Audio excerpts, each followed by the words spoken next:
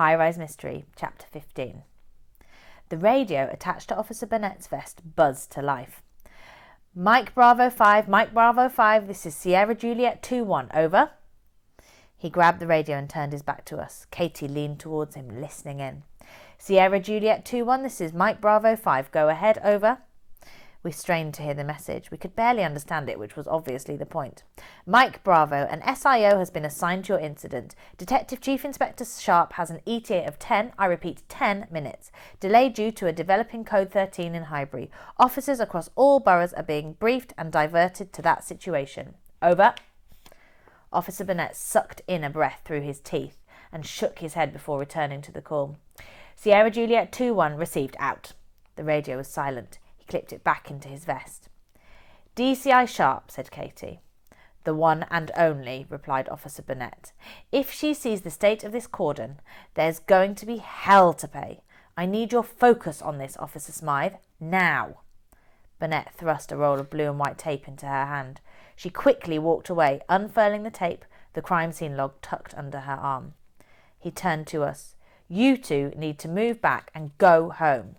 He shouted over us. Everyone, back away. Please leave the scene. Please leave the scene. The crowd listened and began to disperse, slowly. Take her home. We'll be up to talk with you further shortly, said Officer Burnett to Pap. Pap nodded and with his arm around Serena walked towards the lobby. He looked at us and mouthed, Let's go. We nodded, but we weren't going anywhere. Norva reached for her phone and thumbed out a quick message. Who are you texting now? I demanded. A decoy, she laughed. A decoy? Ding, ding. An instant reply. We stepped away as people streamed past us. What's happening north of the river? Norva wondered. Sounds epic. I'm pretty sure Code 13 is a major incident and Norva, we don't have the capacity to think about that. We have our own major incident here, remember? And by the sound of it, this DCI Sharp person isn't going to be enthused about us rifling through their crime scene. A plan? Now? We've got 10 minutes. I know, said Norva, looking around the scene. I'm fully aware. I'm on it. Plus, no one's been in there yet. You heard Katie. We have a little time. Officer Burnett strode past to our left, heading towards the lobby. Perfect, she said, walking over to Katie. Katie, the cordon looks great. Good job, said Norva, smiling. She lightly touched the blue tape and then stretched it in her hands. Katie smiled back. Thanks, but you need to go now, really.